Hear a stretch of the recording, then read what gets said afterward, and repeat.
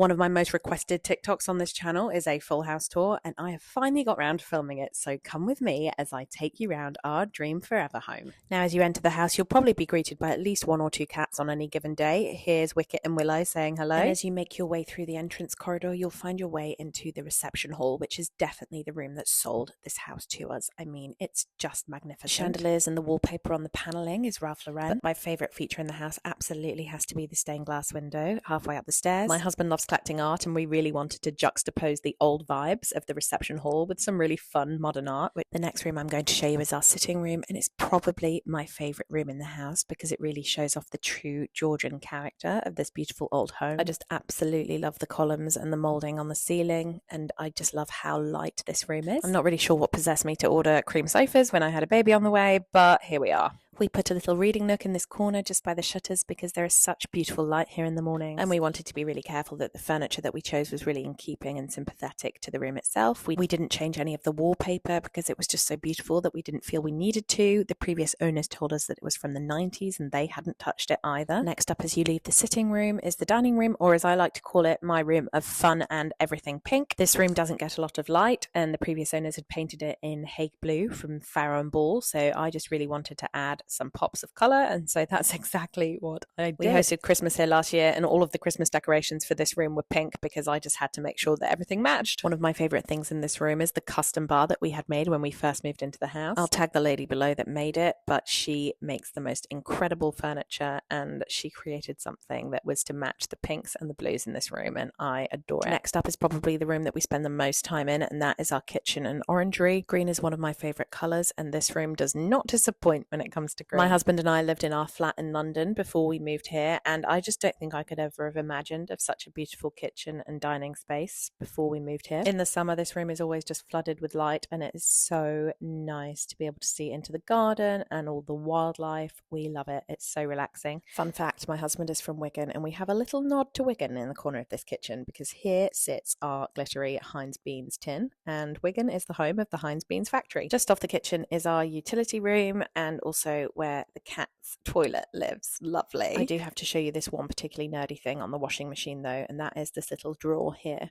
So if you forget a sock, then you can just add it in mid-wash. How cool is that? Just down this corridor is our downstairs loo, which my husband and I have both voted as our favourite bathroom in the house. Don't ask us why, it's just very tranquil in here. This corridor also leads down to our basement, which is also where Mark stashes all of his Lego. This is definitely a bit of a man cave down here, and I think the previous owners didn't really want to have to schlep all of this furniture up and out of the house, so they left it all for us. So until we decide what we're doing with this room, it's very much the Austin Powers man cave for now. We have another little bar down here, and then as you walk through further into the basement, there is a pool table that the previous owners left, and my Peloton, which is very rarely used these days. Through here is this beautiful crafting table, which Mark has decided he wants to be his Lego table, and here is all his unmade Lego. Tell me you've got a baby without telling me you've got a baby. I'm going to head upstairs so that I can show you guys our bedrooms, but for that, you're going to have to come back for part 2.